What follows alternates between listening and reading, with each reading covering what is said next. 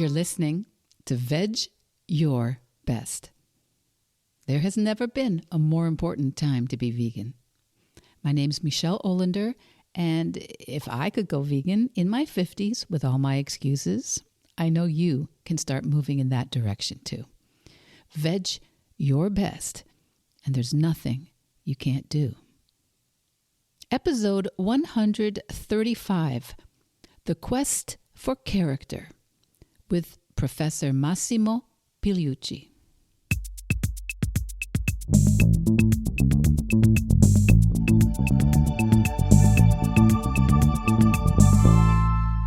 Happy April. Happy April, and welcome back, my Vedge Your Besties. You know, I've said it before that one of the greatest things about my third act, the work I do now as a podcaster and as a life coach, is that I have an excuse to contact people that I think are terrific, and they don't automatically call the cops. In fact, many times they actually agree to come on Vedge Your Best. And that is the case here today. This week's guest is another one of the people I have admired and followed and finally invited. Massimo Pigliucci is the K.D. Irani Professor of Philosophy at City College of New York in New York City. And if you're someone like myself who's found many tools for life in Stoicism, many of which I've shared here, especially in my earlier episodes, but if you're like me, you've probably already discovered some of Professor Pigliucci's work.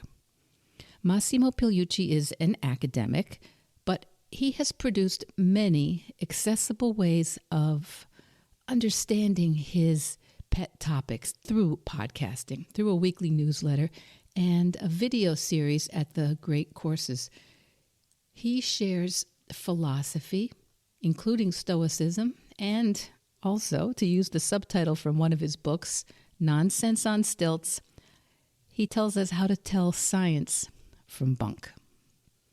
Professor Pigliucci holds a PhD in philosophy as well as a second PhD in evolutionary biology. But he has the gift of communicating his academic interests in ways that are not only intelligible to everyone, but I think in ways that are relevant to almost everyone.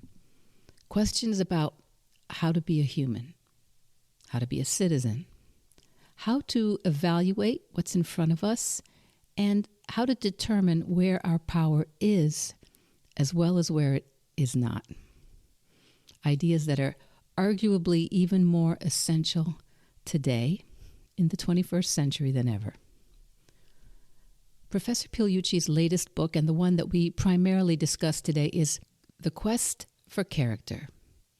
What the story of Socrates and Alcibiades teaches us about our search for good leaders. And hold on there. Hold on, if a little part of you just got triggered when you heard the name Socrates, come back to me. Come back. Please take the next few minutes to listen. Massimo is the philosophy professor most of us did not have, but we can remedy that right now. I'll check in with you on the other side, and I'll also tell you how you can get a free copy of The Quest for Character after the conversation if, as Professor Pigliucci might say, fortuna allows. Massimo Pigliucci, welcome to Vedge Your Best. Thank you for joining us. It's a pleasure to be here. Thanks for having me. Well, I think I told you when I reaced out to you, I think Stoicism is having a moment. I think it's having... kind of a decade, yes. Kind of a decade. And it's been very, very influential for me. It's been something that I know you've talked in the past about how there's maybe two ways people have been using Stoicism. One's kind of that life hacky, how to like get by, influence others type of thing. And then there's the more, how do we just stay in our lane and live with some virtuousness in our own lives? Right. So I would love you to talk about your work. You are not just a philosopher, if you can even say just a philosopher, but you are a professor of philosophy, and you have a PhD in what was the other one in evolutionary biology. Evolutionary biology, which if we had another podcast time, I would ask you all about that. And you are a professor at the City College of New York. Yes, that's right. So you are used to teaching, and you're going to get a good chance to teach me and to teach our listeners today. So we're talking today mostly about your newest book. I think it's the newest one, the 16th one, yes. The Quest for Character, what the story of Socrates and Alcibiades teaches us about our search for good leaders. And I don't know why anybody would be worried about good leadership. Yeah, right. I don't know what you're talking about. I have no idea. Why did I write this book at this particular point in time? Yes. Although that is a problem, as I explain in the book, that has been around for like 2.5 millennia, literally. In ancient Greece and Rome, they had the same problem. They wanted, people wanted virtuous politicians and statesmen. They wanted people who knew what they were doing and who would try to do the right thing. And then instead, most of the times, they would get the kind of narcissist and sort of self-regarding, not particularly useful person that we get today. So it's been a problem for a while. What do you think it is about the job? Do you think the job attracts, that it's off-putting for people who are very concerned about doing the right thing, and less off-putting for people who aren't so worried? Yeah, I think there is something to that. Although, of course, we do have examples scattered throughout history, and I do discuss a few in the book, of people who are in fact both interested in doing the right thing and in making their contribution to society at large.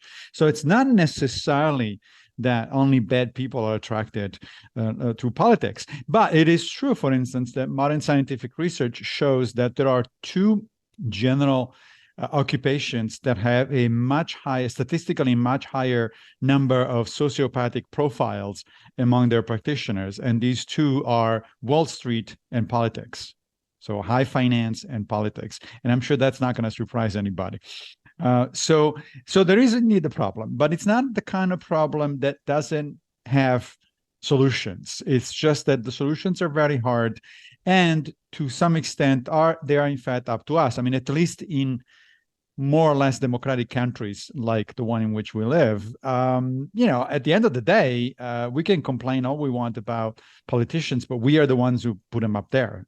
We are the ones who vote. And so perhaps the solution to the problem starts with us, with paying more attention, ourselves paying more attention to the issue of character and of virtue in the broad Greek and Roman sense of trying to do the right thing and acting on behalf of other people. Well, I would like towards the end for us to come back to that in terms of your kind of injunction to how we can ourselves show leadership and increase the virtue that we practice in our lives from a kind of Stoic point of view. But start a little bit with the beginning, with the story of Socrates and Alcibiades. Why did you start with that? Why did you choose that relationship? Well, it's an incredible relationship, which is not often talked about. It's very well known. I mean, a lot of classical books talk about it. Plutarch, for instance, talks about both Alcibiades and Socrates and their relationships between them. But a lot of modern readers have not heard, especially of Alcibiades. I assume that most people have at least heard of Socrates. Alcibiades was an incredible character. I am surprised that nobody's done a movie or a television series on this guy. I mean, think about it this way. He was impossibly handsome, uber rich, member of one of the most prestigious and ancient families in Athens, dashing, courageous, brave. It's like he had everything. And so naturally, he thought that he was perfect for leading Athens, particularly in a moment when the city was going through difficult time, because this was the beginning of the Peloponnesian War near the end of the 4th century BCE. So this is an important conflict with Athens' arch rivals Sparta, which lasted for decades and eventually ended up in fact in the destruction of Athens, as well as the crippling of Sparta, so much so that then the Macedonians with Philip II and Alexander the Great just came in and swept the whole place. So, but this is still to come. The book starts out, the second chapter of the book is about this very interesting dialogue between a young Alcibiades and a middle-aged Socrates. So it turns out that Alcibiades was Socrates' friend and student, and he's in his early 20s, and he goes to Socrates and says, look, I think I got everything that I need in order to be a leader of our city. I want to become a statesman and a politician and a general. And so what do you think? And Socrates sits him down basically for the equivalent of what we would today call a job interview. And after a while, and he starts asking to Alcibiades, so what would you do and why would you do it and so on. And it's pretty clear early on in the dialogue that Alcibiades is not giving the right answers. It turns out that, yes, he does want to lead the city, but mostly for reasons that have to do with self-aggrandizing and with narcissism. And, it's all about his own glory and his own reputation and his wealth, et cetera. So he doesn't really care about the city. And so at some point, Socrates stops him and he says, alas, Alcibiades, what a condition you suffer from. I hesitate to name it, but it must be said. You are wedded to stupidity, best of men, of the most extreme sort, as the argument accuses you and you accuse yourself. So this is why you are leaping into the affairs of the city before you've been educated. It's like, ouch. Here's your friend and mentor who says you're wedded to stupidity, my friend.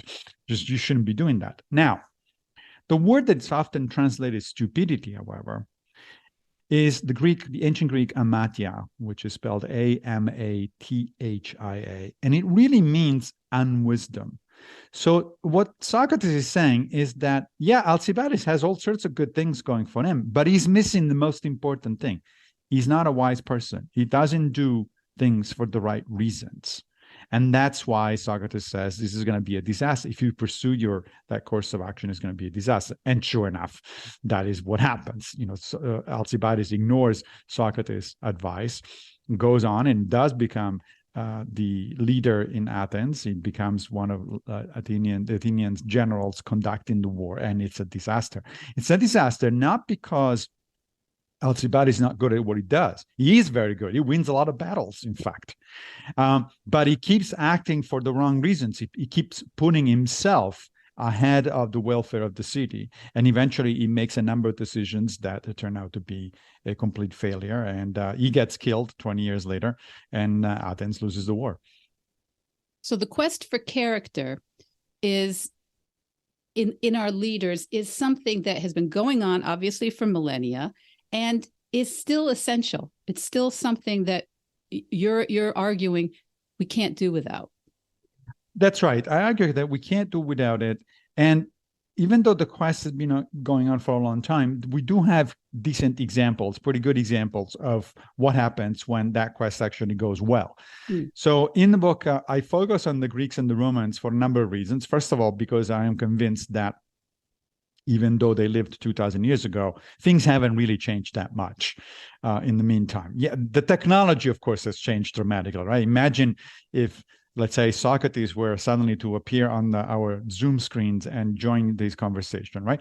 So he will probably be stunned by the technology. He would say, wow, these two can actually communicate, thousands of miles apart in, real time and all that sort of stuff. But then after the novelty kind of wears down, he would start listening to what we're talking about. And he said, oh, yeah, I know what you're talking about. I know exactly those topics. I've been talking about this kind of stuff with my friends for a long time. So the actual human nature hasn't changed much. The things that we want and don't want, the things that we are afraid of or we try to stay away from are pretty much the same. That's why I think the Greeks and the Romans still have a lot to say to us. But the other reason is, if I had written a book featuring modern politicians, right, then as soon as we start this conversation, I would probably lose half of your audience, because we live in a time of extreme. Maybe not half of mine, but well, maybe not half of yours, but a pretty good chunk. And because we live in a highly polarized political environment, immediately people are going to start lining up along partisan lines, yes, and oh, you use that example, so you think that person is bad, therefore by implication I am bad. I don't want that. That's not conducive to constructive discourse. I I'm betting on the fact that not that many people really have strong feelings about, Julius Caesar or Cato the Younger or Cicero or something or people like that. And so that we can use history basically as a way to detach ourselves from the immediacy of the action of what's going on, and then contemplate a little more broadly what is going on at a higher level. So there are examples of good politicians, wise people, or people who try to act virtuously. And typically, these are politicians who are trained in philosophy. Philosophy here in the very very broad sense of the term. I'm not thinking here of a philosopher as somebody like myself with a PhD that works at a university, the ivory tower and all that sort of stuff. Philosopher for the Greeks and the Romans was simply somebody who tries to live a philosophical life, that is, a mindful life of ethical self-improvement. In fact, in that sense, there's not much difference between being a philosopher or being a religious person. In both cases, you're simply trying to do your best to live a good life as a human being. And there are some good examples, like Cicero, who lived at the end of the Roman Republic in the 1st century BCE. He was a very practical person. He was a lawyer and as well as a statesman, a politician. So he was very practical. He knew that you had to compromise, to get things done. But at the same time, he was a philosopher in that broad sense that I was talking about. And so he tried to do the best thing, even at the cost of his own life. Eventually, in fact, he was killed by Mark Antony. But when he was in power, he actually did good things. Marcus Aurelius, who was a Stoic philosopher and emperor, was one of the famous 5 good emperors of the Roman Empire, the period of the Roman Empire.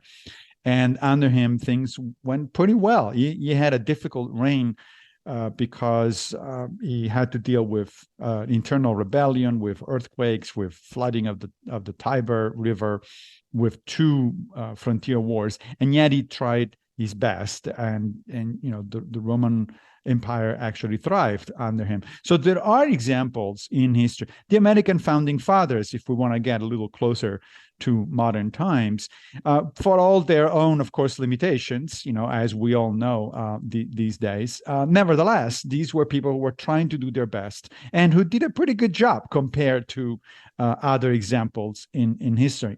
And they also were trying to live a philosophical life. In fact, Jefferson, Washington, John Adams, all of them were very familiar with the Greek and Romans, and in particular with the kind of philosophy that I'm suggesting would actually be useful for the quest for character.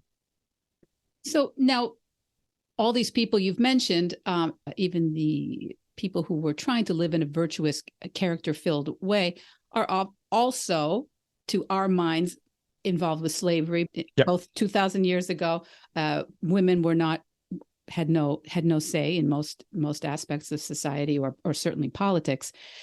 So there is a little bit of a sliding scale, right? When we look at people and we look for virtuousness, we have presentism, I guess you would call it. We look at the world from our eyes. Right. And how do you suggest that if somebody, because I have heard people just discount the whole concept of the Stoics and of Greek philosophy, that it's like, okay, well, that is a misogynistic and it was based on colonialism and right. slavery. So how do you help people not shut that down, down their thoughts on it?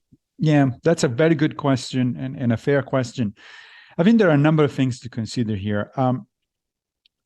First of all, I like to learn from history rather than mount on my own soapbox and criticize and dismiss people for their own mistakes.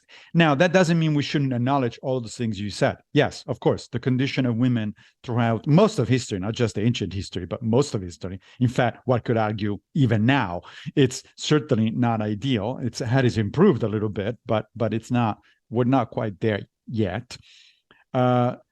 Slavery was a thing throughout, again, most of the ancient world. Although to use the word colonialism, for instance, or I don't want to hear about these old white men kind of thing, is actually betrays a little bit of lack of understanding of that history. Colonialism is really a recent thing. It's post-Enlightenment. It's a post-Enlightenment phenomenon. It's like last couple of hundred years. Slavery did exist in the ancient world, but it was a very different concept from what it has been in more recent times. For one thing, it was not based on racism. And the reason for that is because anybody could become a slave. The Romans had slaves, the Greeks had slaves, of course, the Egyptians had slaves, the North Africans had slaves, everybody had slaves, the Chinese had slaves, etc. But they also were very aware of the fact that if they lost the next battle, they would become slaves themselves. So it wasn't a question of you're a slave because you're half a man or inferior to me or whatever the modern version, the post-Enlightenment version of racism and slavery is. It was just a fact of life. The economy in the ancient world was run essentially by slaves everywhere, not just the Greeks and the Romans. And this wasn't a matter of having people thinking in terms that we are more familiar with. So we need to understand where these people were. But nevertheless, yes, absolutely. Slavery was a thing, and women didn't really have much to say about society in large, and those are certainly shortcomings. But that is why the best translations, for instance, of the classics, the best modern translation of the classics, tend to use a more pluralistic language because they try to extract what was universal about what the Greeks and the Romans were doing, not what was very specific to their time. But even if we want to be very specific, for instance, the Stoics in particular were actually ahead of their time. And then one of the things that we need to give credit to people is when they are not only just a reflection. You can't criticize somebody for being just average for their times because that's what they are. Nobody can transcend its own times. Just wait until the next generations are going to criticize our own time, and then we're going to have a lot of fun because we're going to be the bad guys. But so we also need to acknowledge when people were in fact ahead of their times. The Stoics, in particular, both of those issues that you just mentioned, were in fact ahead of their time. Seneca has a famous letter where he says to his friend Lucilius, the one that you call a slave is a human being just like you, suffers and wants and is happy or unhappy and so on and so forth. And so you should think of him as you think of yourself. He is one of your brothers, even though he happens to be in a situation where obviously it's bad. But there is this recognition of the humanity of these people. And in fact, other Stoics went even further, and like Zeno of Citium, who was the founder of Stoicism, actually said that slavery is an abomination. It's an evil. So there were actually criticism at the time. As far as women are concerned, a number of women did practice Stoicism, but more importantly, we have several of the Stoic authors who explicitly say that women have just the same intellectual ability as men, and they ought to be able to learn and practice philosophy just like everybody else. Seneca says so, Epictetus says so, Musonius Rufus says so. So these are things that need to be acknowledged just as much as we want to acknowledge the problems, which were certainly there. Nevertheless, I think that the broad answer to your question is there is no contradiction in, on the one hand, acknowledging the limitations of these people on the grounds that everybody, every generation, and every place and time has its own limitations on the one hand, and at the same time to admire them for how they were able to transcend those limitations and put black and white in writing things that are still actually valid and useful for us today. So there is, it's not, and also you mentioned an interesting word, presentism, right? So presentism is this notion, which is criticized usually in philosophy, of projecting our own values on cultures from the past, right? Without acknowledging that the situation was very different, the cultural situation, the historical situation, the economic situation, and so on and so forth. And so it's too easy for us to sort of get on our soapbox and say, oh, well, look at those people, But be careful if you do that, because as I said, the next generation is going to do the same to you, and then you're not going to be the one laughing. Yeah, I'm glad we took the time for you to answer that, because it is something I get pushback about often, and when I'm talking about things, and and as a vegan, as somebody who's working with people to try to help them limit or eliminate the consumption of animal products, this is an issue now that not everybody agrees about. That we some people consider extremely moral. Some people consider it just a health issue. Some people consider it a climactic or environmental issue. And so how we're coming to it now is part of this idea of living with character, living with some virtue, temperance, perhaps prudence. So all these things that the Stoics teach us to keep reframing our behavior through using a lens of that sort. Yeah, you just mentioned veganism. Now, I am absolutely convinced, for instance, that the next generations are going to look at us and say, wow, these people were really barbarians. They actually ate meat. This is going to be one of those issues that eventually is going to be settled, I believe, and it's not going to be settled in favor of the current generation. It's going to look like in the future like we were a bunch of barbarians just going around killing animals that we had no business in doing. And then also you mentioned climate. I mean, we want to talk about a big issue that posterity is going to be critical of us for. We are literally ruining the planet. We're not just ruining other people's lives. We're literally ruining the planet. So, perhaps just calming down a little bit with this, oh, he did this or he did that, because, look at it in your mirror first, and then we'll see what happens. The other thing that, since we're talking about this, is worth mentioning is this issue that I hear a lot of, oh, I don't want to hear or read, yet another dead old white man. Yeah. But the fact is, white in the sense as we understand it today, again, in a colonial, post-colonial sense, the concept did not exist in ancient Greece and Rome. In fact, it did not exist, again, until the Enlightenment, pretty much. So I read recently an article by somebody who was trying to be a little controversial, and the title of the article was "Plato was not a white man." And he didn't mean Plato did not have a white skin. He probably did, although we don't know actually for sure. But it meant that the concept of whiteness, as we understand it in modern political parlance, simply did not exist. The Romans and the Greeks would have looked at you and, very strange way if you had said, oh, you guys are white. It's like, white? What does that mean? What does the color of my skin have to do with anything? Greek and Roman society were highly diverse. There were people from all over the Mediterranean.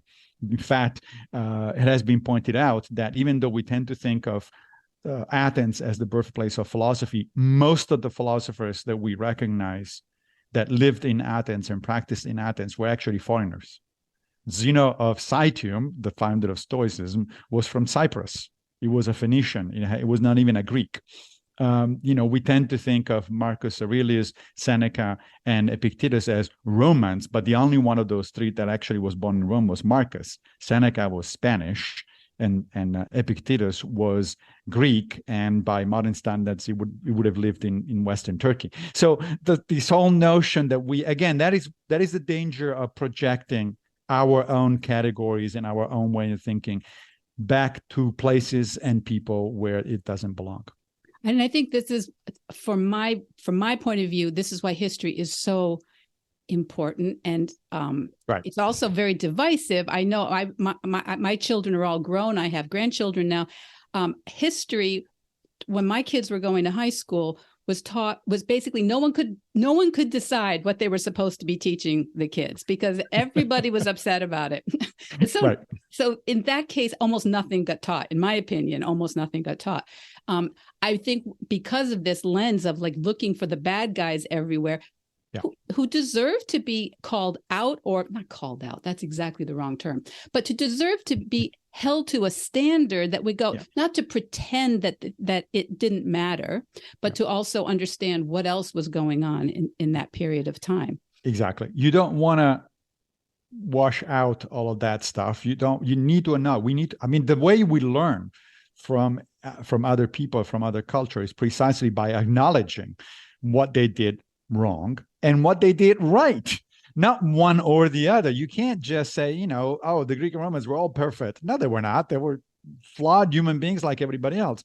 But you can also not dismiss what turns out to be one of the great roots of modern society, not just Western society, but modern society in general. Otherwise, you don't understand where a lot of our concepts, a lot of our language, a lot of our culture actually comes from. And therefore, you're not in a position to criticize it if you want to criticize it, because, if ignorance just is not a good starting point for criticism. Let's put it that way. Yeah, and I think we can also learn something from how our leaders become leaders because they are leading us. So you talk more towards the end of the book about our relationship as people in asking for the leadership or demanding the leadership that we want in terms of our behavior. Can you talk a little bit about that? Yeah, I think that we need largely to do two things in order to improve leadership in modern society, and both of these things are very difficult. Look, if anybody is going to pick up the quest for character thinking that, oh, okay, where's the silver bullet, it's like, no, you're not. I'm sorry, you're not going to find that. One of the great Italian writers of the 20th century, Umberto Eco, once said that for every complex problem there is a simple solution, and it's usually wrong. So no, you're not going to find simple solutions. However, I do believe that there are ways in which we can improve things, but they're not easy to implement. And I think that largely there are two major ways in which we can improve things. One, I already briefly mentioned a few minutes ago during our conversation. That is, we have to remember that at the end of the day, at least in more or less democratic societies, the buck stops with us. It's easy to blame the politicians, but in fact, we are the ones that put the politicians there. And yes, I am completely aware of structural issues, the role of money in politics and all that sort of stuff. Yes, but at the end of the day, if we live in a democracy, again, more or less, that's up to us. If we want to change things, even at the structural level, we are the ones that have to start asking the hard questions and voting accordingly. And I think that one of the problems is that we are not, in fact, thinking correctly or in a constructive way about this whole thing. We have been falling into increasing partisan polarization. This is a rather recent trend. I mean, social scientists have actually tracked it. It's only in the last 20, 25 years or thereabout, maybe 30 years, which seems like a long time, but it's not, historically speaking. Where if you actually track, by quantitatively, you'll see that there has been a huge increase in polarization, both in the United States, especially in the United States, but also in European countries. And this is us. We are doing this thing. And one of the things that we should be doing instead is to go back to conversations of character and virtue. I understand that the very word virtue sounds so old-fashioned, almost obsolete. Most people, if you mention virtue, start thinking about the Christian virtues like purity and chastity and stuff like that. But of course, in the case of the Greek and Romans, that's not what we're talking about. To be virtuous means to be an excellent human being. Virtue, literally in Greek, arete, means excellence. And to be an excellent human being means to be an ethical human being, a human being that does his best or her best in order to improve, to live well with other people and improve society at large, what the Stoics called the cosmopolis, the society of all humanity, right? Thinking of other human beings as our brothers and sisters. So we need to resume talking about virtue and demand virtue from ourselves, first and foremost. And then, of course, from our leaders, our politicians. But if we don't even have the conversation, then we don't have the parameters. Because, well, what does it mean to be virtuous? How do you pick? How do you recognize whether people are acting virtuously or not? If we don't have that conversation, we are simply not making any progress. And I'm not talking just about philosophy. There's pretty solid science behind this thing. A book that I really appreciated that came out on the science side of things 2 or 3 years ago is called Character Gap by Christian Miller. Miller is a specialist, he's a psychologist, and he's a specialist on character. And the character gap is the difference between where we think we are and where we should be. in terms of our own character, right? There is a gap because we're not as good as we think we are. And the question is, how do you actually bridge that gap? And it turns out that both the Greco-Romans and modern science do have very practical suggestions on how to become better human beings. So that's one thing that we need to do. The second thing is we need to teach the next generation, because this is a long-term project. This isn't just about us. This is about what's going to happen to the next generations. And by and large, we just don't do it. We don't teach ethics and critical thinking to the next generation. In fact, at least in the United States, the few times that people try, because there are some programs at the pre-college level that try to do that, typically they run into oppositions from both local politicians and even parents often, who don't want the teachers to mess around with things like ethics because they think they know better, or perhaps they're a little afraid of kids who start developing critical thinking. But it can be done. One beautiful example came out a couple of years ago in a documentary. The documentary is called Young Plato, and it's set in Belfast in Northern Ireland.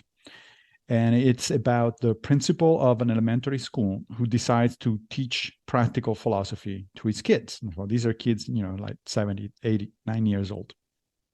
And this guy starts talking to them about the Stoics and about Socrates and about Buddha and about Confucius and all that sort of stuff.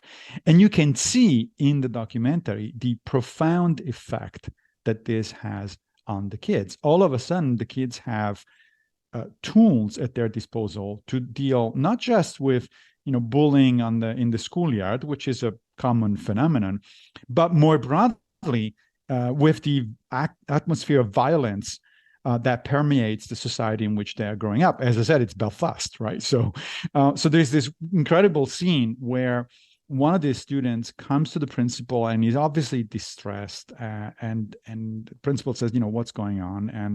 And the student says, well, my father told me that I need to punch them being somebody on the other side of the Catholic-Protestant divide, because that's the only way we're going to be, asserting ourselves, and they're bad people, etc. And so, but obviously the kid didn't want to do this, right? He was very uncomfortable with the whole thing. And the principal sits him down and says, okay, I am going to teach you how to argue with your parents. Now, no parent wants to hear that. A 70-year-old then comes home and says, Dad, I think you're wrong about this because. So that may explain some of the recalcitrance that we have as parents, as politicians, et cetera, et cetera. But I think that is absolutely the thing to do. That movie ought to be mandatory, viewing for everybody who is interested in exploring how do we actually make the next generation better and not just talk about it. The funny thing about Americans during election period is that every time there is an election, especially a national election, journalists, polls ask people, what are their top 5 issues? And almost invariably, one of the top 5 issues is education. And then we don't do anything about it. In fact, arguably, we made U.S. education worse over the last 20 or 30 years. There are, this is not just my opinion, there are pretty good quantitative indicators of the fact that American students are doing worse and worse compared to their international peers. So we talk about it, we think it's important, but we don't actually do anything about it. So once again, it starts with us.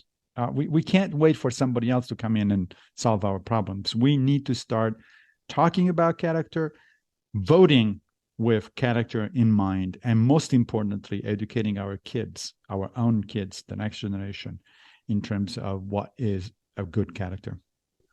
Now, you teach undergraduates mostly, right? Or yes. Entirely? No, I do teach some graduate level courses, but mostly it's undergraduate, yes. So they're typically 18 to 22 years old, roughly, when most of them, when you see them. So they are still within the formative stage, or are they completely past? Is there no hope for them? They're almost gone. They're almost gone. And I tell them so right at the beginning. I say, look, the evidence is that the human brain stops growing pretty much in your early 20s. It happens a little earlier for women and a little later for men. Men tend to be immature into their mid-20s, basically. For women, it happens a little earlier. But essentially, by the time you're in college, most of your brain patterns and therefore behavioral patterns are set. Now, that doesn't mean they cannot change throughout the rest of your life, but they change only if you actually make an effort. And so it really is mostly up to you. I can provide you with tools, with suggestions and all that sort of stuff, but it's up to you.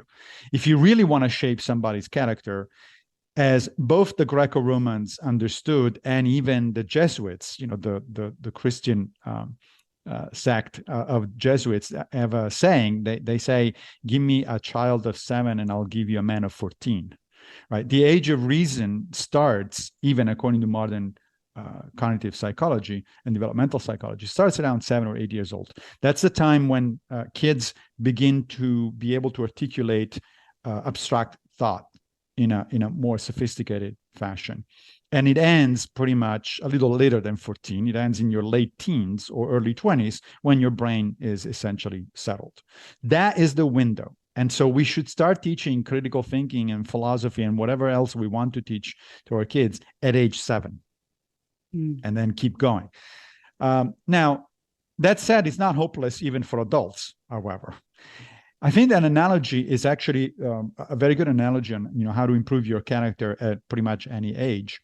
Comes from one of the Platonic dialogues, the Protagoras.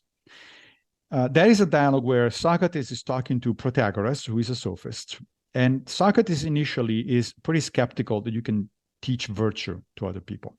He says, I don't see many teachers of virtue going around.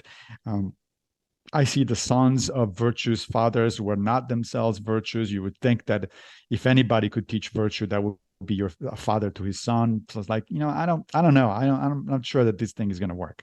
And Protagoras says, hold on a second here. Let's think about what virtue is. And Protagoras says, virtue is a skill. It's a technique. It's similar to learning a musical instrument. So he says, imagine you want to learn the flute. How do you do that? Or to try to put in terms a little bit more modern, imagine myself trying to learn an alto sax, which I've actually done in the course of my life, right? So, and as an adult, not as a child. So what do you do? Well, you do 3 things. You do need a little bit of theory. I mean, you want to know something about musical notations, the relationships between the notes, because otherwise you kind of go blind. You just don't, or deaf. You just don't know what you're doing. So a little bit of theory is fine. Then a good teacher would be a good thing, right? Because a good teacher obviously cannot learn things for you, but it can point out, your technique is not quite right. You can improve this. It can give you exercises, that sort of stuff. But the most important component of learning how to play a musical instrument is practice every day, right? You start with simple scales and you get more complicated. You start with simple tunes and then you get more complicated. You do it. You engage in mindful effort every day. Now, by the end of that dialogue, Socrates is convinced. He says, okay, I get it. I think we can do this. But how do you actually practice virtue? Because it's easy enough to understand how you practice a musical instrument, right? But virtue, it's like, how does that work?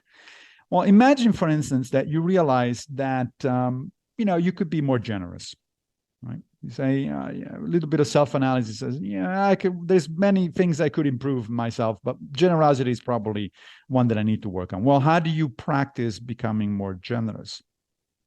There's a number of ways, but for instance, you could make a mindful decision in the morning of picking up some change, put in your pockets, go out of your house, and then the first homeless person you see, you just give them the change, no questions asked. What's going to happen is that initially that's going to feel awkward. It's going to feel like, I don't know what I'm doing. Am I really doing the right thing? Is this going to help? That sort of stuff. But if you insist, if you keep doing it, it becomes a habit. And Aristotle says that the way to learn virtue is to make it become a habit. At some point, you will have done that simple sequence of movements so many times that your hand just goes to the pocket before to the change before you leave the house, and then it goes to the pocket as soon as you see the homeless person, and you're going to do it automatically. Once you manage to make this automatic, then you actually have improved that aspect of your character. And so similarly, you can do all sorts of similar exercises. So this can be done, and just like learning a musical instrument, it's much easier if you do it as a kid, right? Later on, you can still do it, but it requires more effort. You don't become as good at it as you would have otherwise, but you can still improve. The only people who cannot improve at all at playing a musical instrument are tone deaf people. And the equivalent in the case of virtue is sociopaths or psychopaths. Fine. If you're a psychopath, there's nothing I can do for you. But there are not that many psychopaths around. It's the world is not full of psychopaths. I'll take your word for that. I'm hoping. Well, what you're saying, this is what I do with coaching, is we start something that's awkward, that's new, that we decide for a reason is important. So whatever that is, if it is to become vegan, if it is to write your book, if it is to have better relationships, whatever it is, it's not coming that easily to begin with. And there is the first step that you take, but from the prefrontal cortex, you make that decision. It's not what's coming naturally. And sometimes people push back, go, well, it should be easy, right? If people were supposed to be generous, wouldn't everybody just be generous? There's that kind of pushback about some of these things. Right. Yeah. Well, that's like saying, I don't want to be engaging in a healthy lifestyle because it comes natural to me to stay on the couch and eat potato chips. It's like, well, no, wait a minute. First of all, no, it doesn't actually come natural. Spending time on the couch in front of the television, it's clearly a cultural thing, and it's clearly very recent. For most of the history of humanity, the natural thing was actually to get off your butt and start looking for food. Not to reach for the potato chips. So what is natural and what is not natural depends a lot on the environment in which we grow up, right? And the modern environment is actually very different from what is actually natural. But the fact that at the end of the day is, if you realize that something is good for you, it doesn't matter whether it comes natural or not. You just get up and start doing it. And you're absolutely right. The first stop is the cognitive one. As you know, the Stoicism was the inspiration behind cognitive behavioral therapy, which is one of the most evidence-based types of psychotherapy. And if you even look at just at the name, cognitive behavioral therapy, it is essentially a summary of what I just said. The first step is cognition. You have to make the decision. Right? You have to acknowledge that there is a problem that needs to be solved, and then you want to solve that problem. It's like people say at the beginning of Alcoholics Anonymous meetings, right? The first thing is to acknowledge that you have a problem and to want to solve that problem, because otherwise, if you don't do that, then nothing else is going to help. The second step is behavioral.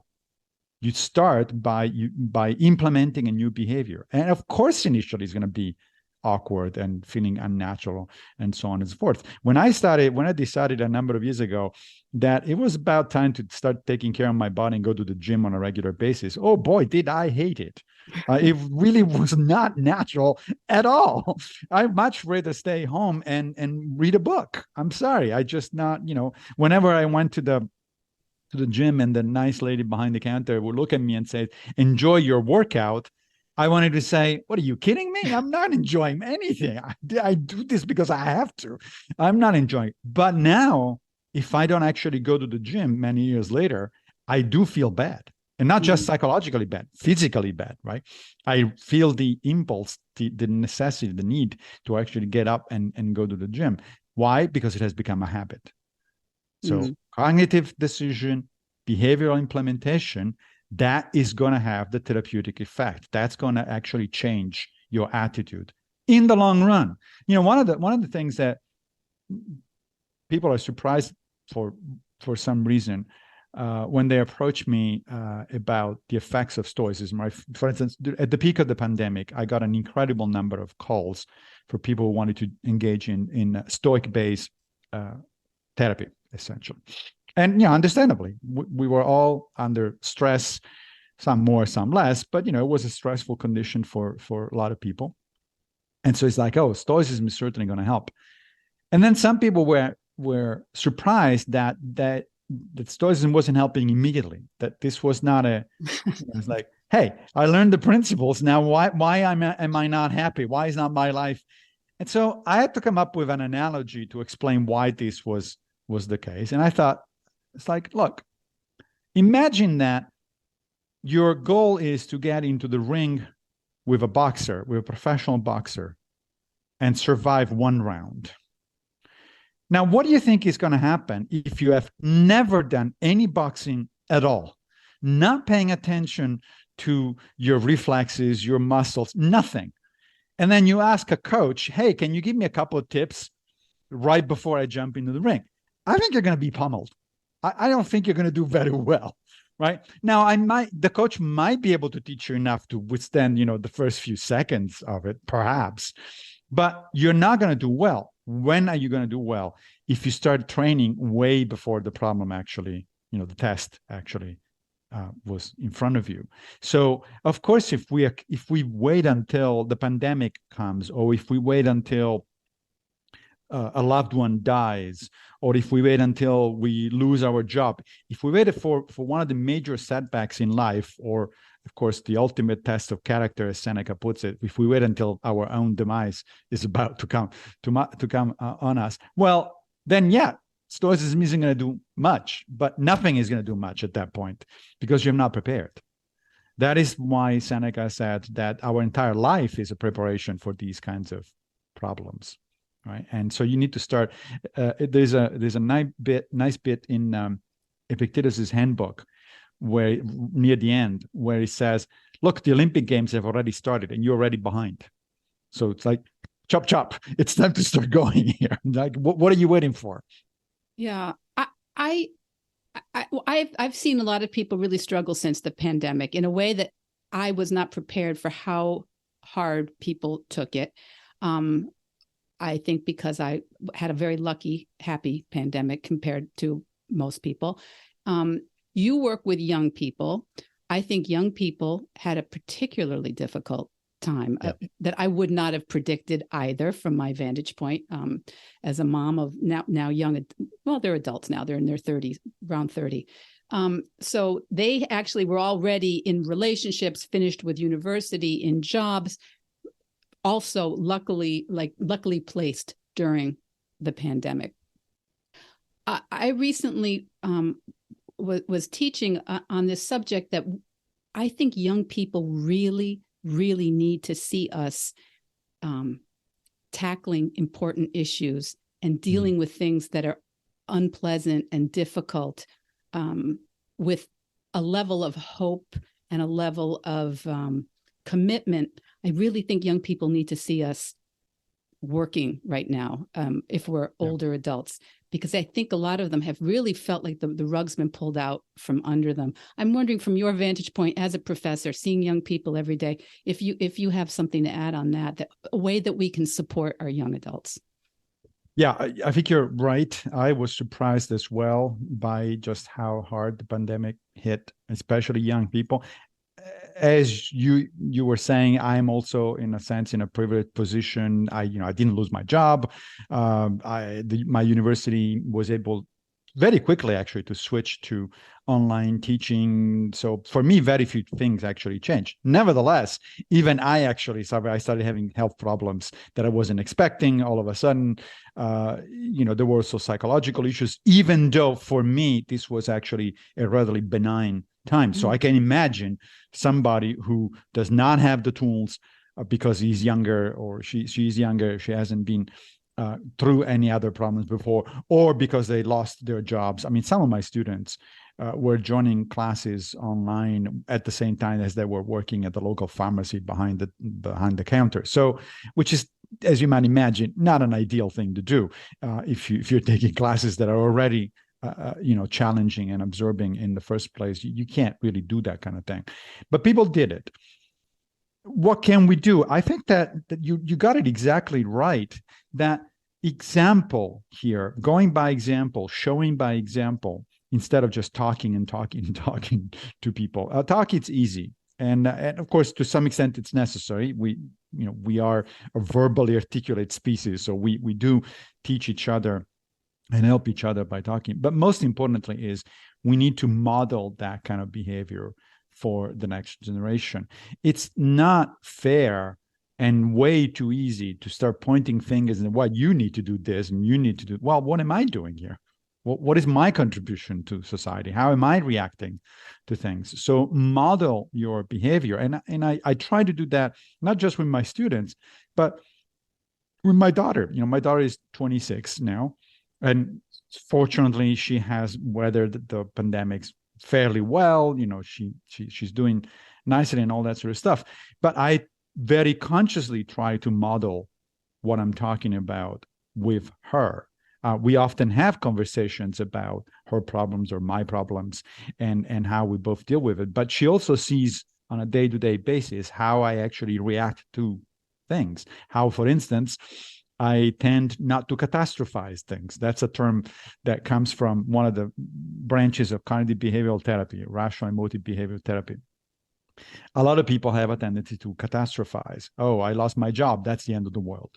Or, I have suffered this setback, or that's the end of the world. I can't. Or relationship falls apart. Relationships, it's a big one. That's right. But relationship or friendships, it's a big one.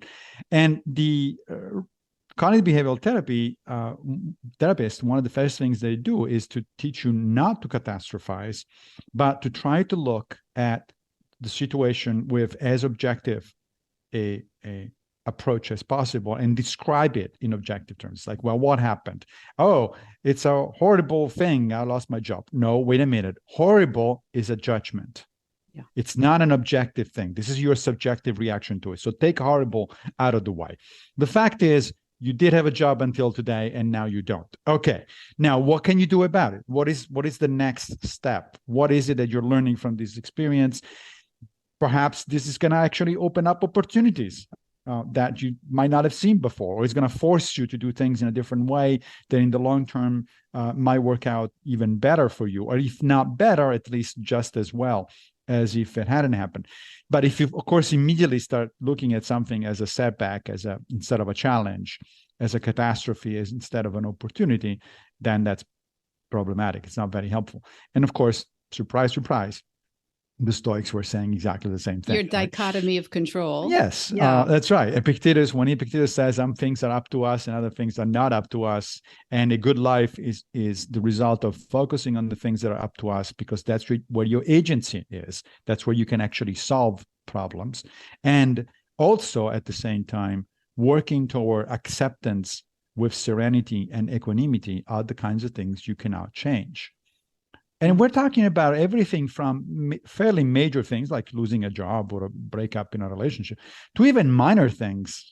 One of my favorite exercises these days is when I go to the airport, because of course I travel a lot. It's not fun for anyone. Not fun for anyone.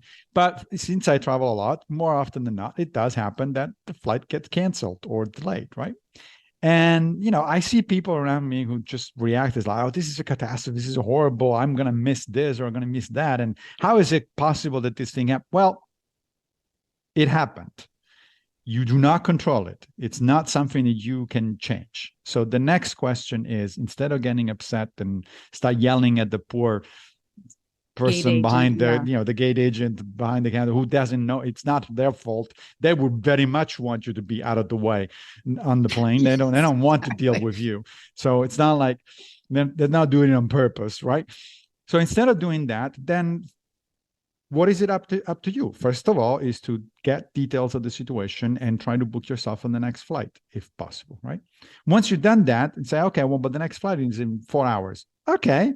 There's a nice bar around the corner and I have a book. So let's sit down, get a drink and start reading and use your time in a good way. And, it's going to pass and you're going to get on the next plane. So the economy of control, what Epictetus calls the fundamental rule of life, really applies everywhere, from the small things to the big things. But I was also thinking of Marcus Aurelius, who in the Meditations at one point says that whenever there is an obstacle, there's always a way around that obstacle. And often what we do is we keep banging our head on the obstacle directly. And if the obstacle is in fact a fairly strong wall, all it's going to happen is that we're going to break our head, or at least we're going to have a big headache at the end of the day. But there are ways around it.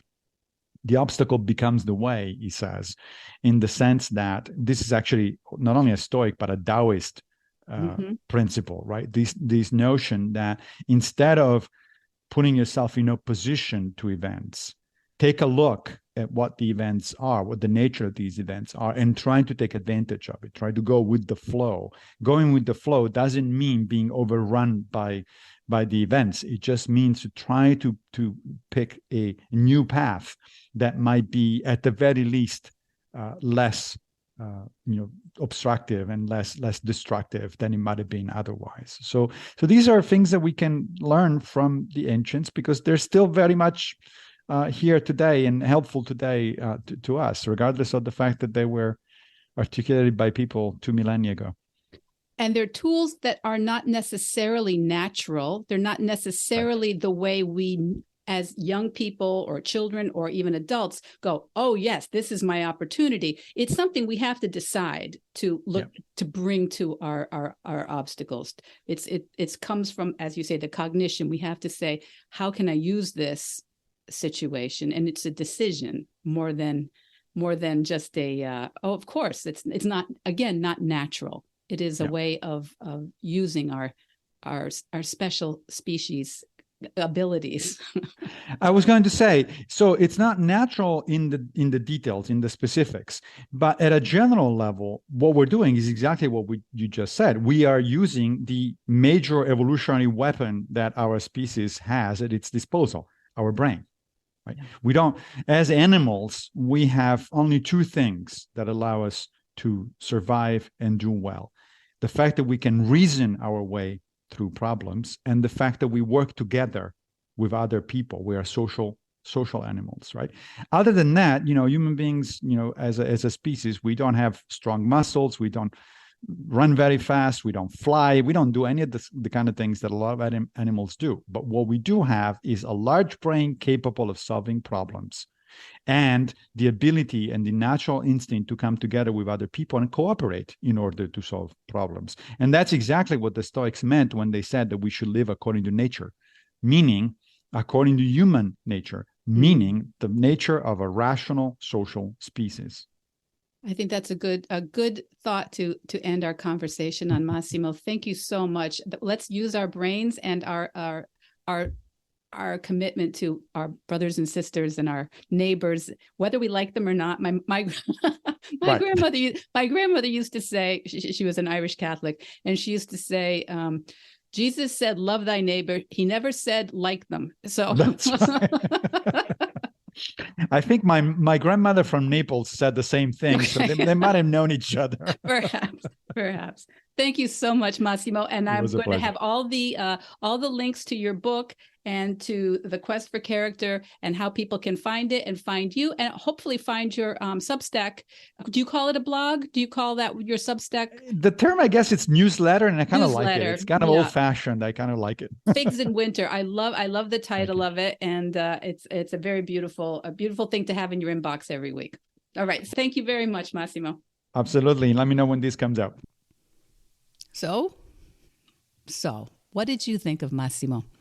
Professor Pigliucci is nothing if not prolific. And I had actually a lot of questions that I never asked about his process, about how he writes, what his schedule is, whether he writes on several topics at once. He has a newsletter, Figs in Winter, which is on Substack. And in Figs in Winter, he tackles all the eternal issues, of course, like ethics, how to live, science, what to know, pseudoscience, what to stay away from, and reasoning, how to think. So I think all of those are very, very applicable to the rest of us listening. But all Professor Pigliucci's writing is definitively for and of our time, which makes it so powerful, I think.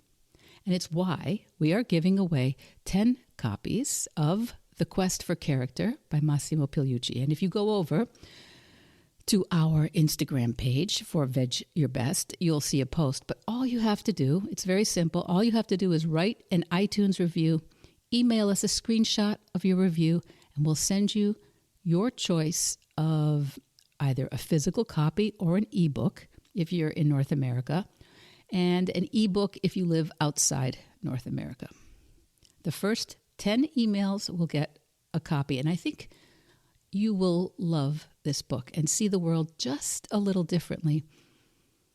But more importantly, I think you'll see your role, your importance in this world a little differently after reading The Quest for Character.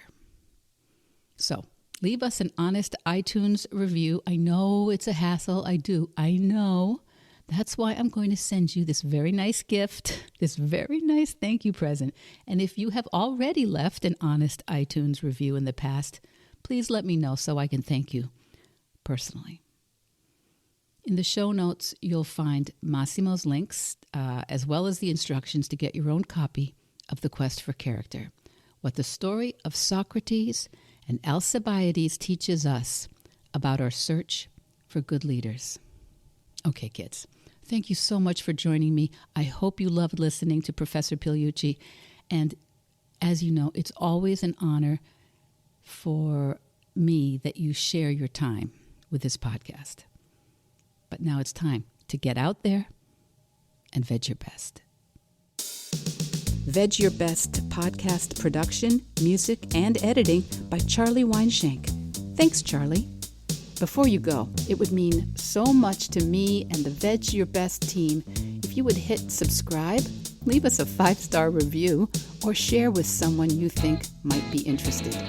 Something about algorithms, it helps bump us up a little in the rankings, and that's the best way to help others find the podcast and for us to find our audience.